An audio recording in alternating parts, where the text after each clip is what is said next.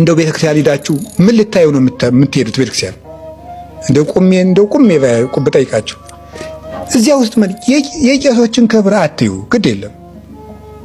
የጳጳሳትን ክብር አትዩ፣ ግድ የላችሁ። የበዓሉን ድምቀት አትዩት። ማንን ነው አይታችሁ መምጣት ያለባችሁ? ክርስቶስን ነው አይተን መምጣት ያለብን። እዚያ ውስጥ አንዳንዱ ሰው አለ እንደው ዝም ብሎ የዛሬው በዓል ደስ ሲል እንደው መንፈስ ይል ምኑ ነው ደስ ያለ? እንደው ምንም በቃ ዝም ብሎ እንደው በሞቴ ሲጠይቁት ሂዱ እንደው ዝም ብላችሁ ሂዱና ወይ ገብርኤል በዓልም ይሁን ወይ ሚካኤል በዓል አምሽቶ የመጣው ሰው በዓል እንዴት ነበር ሲላት፣ አቤት ምኑ ነው ደስ ያለ? ሳይታረቅ እኮ የሚመጣው እኛ ጋር ገዳም ይመጣል፣ ጣና ቂርቆስ ጉዞ ይመጣል። መጥቶሳ አቤት ደስ ሲል ምኑ እንዲሁ ገዳሙ ምኑ ዋው ነው? ምኑ ነው ደስ ያለ? ሰው ቁጭ ብሎ ከእግዚአብሔር ጋር ታርቆ ሲል መንቀዥቀዥ ፎቶ ነውር ነው። እውነቴን ነው። መንቀዥቀዥ ፎቶ ቀጭ እንደው ያን ስልክ ቀጭቅጮ ነበር መጣ እንትን እኮ ነው የሚለው። ቤተክርስቲያን ሳይሳለም ነው ፎቶ የሚያነሳ። ፎቶ የሚያነሳ ቤተክርስቲያን ሳይሳለም። አንዳንዱ እኮ እየተሰለመ ስልኩን እሱ እንዲው እውነቴን ነው እኔም ነግራችሁ ቤተክርስቲያን ሄዳችሁ እግዚአብሔርን አይታችሁ ነው። እስኪ በሉ ይሄንን በሉ።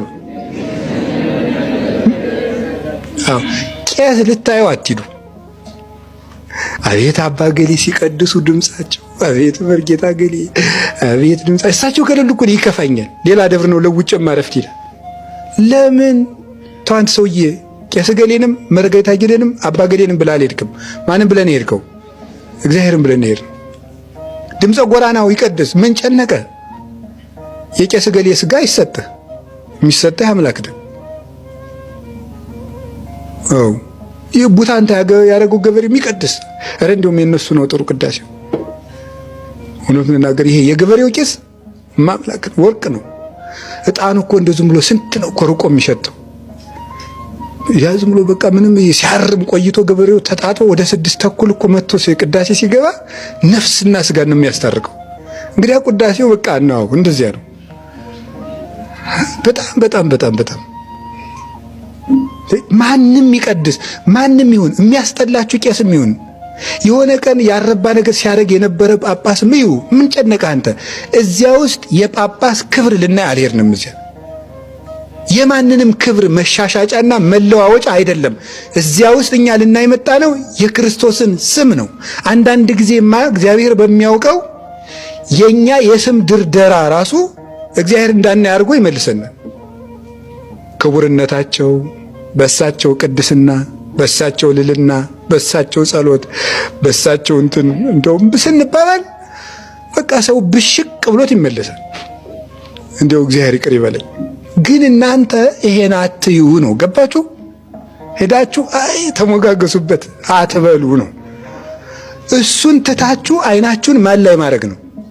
አዎ ጌታ ላይ መድኃኔዓለም ላይ አይታችሁ እግዚአብሔርን ለማየት እግዚኦ ማረነ ሲባል ሲሰቀል እያሰባችሁት፣ ሲቸነከር እያሰባችሁት፣ በገመድ ሲጎተት እያሰባችሁት፣ ያችን እያሰባችሁ ለ3 ለ4 ደቂቃ እንኳን ከእግዚአብሔር ጋር መቆየት እንዴት ከ30,000 ዘመን ይሻላል? በዚህ መኖር ለኛ መልካም ነው ያለው ቅዱስ ጴጥሮስ እኮ እሱ ነው። ክርስቶስን እያዩ መኖር ይውላችሁ። እግዚአብሔርን ሳያዩ ዘመናትን ከመኖር እግዚአብሔርን አይቶ አንድ ቀን መሞት ይሻላል። እግዚአብሔርን ሲያዩ እኮ ነው እዚህ መኖር እንዴት መልካም ነው ያለው። እና የእግዚአብሔር ቤተሰቦች ቤተ ክርስቲያን ውስጥ እግዚአብሔርን ለማየት እንሂድ። ቄሱን ዘነጠለው ገነጠለው አትበሉ። እኛ ቄስ ልናይ ቄስ ልንሰማ አልሄድንም። ይሄን ነው ማንን ልናይ ነው? እግዚአብሔርን ልናይና እግዚአብሔርን ልንሰማ ነው።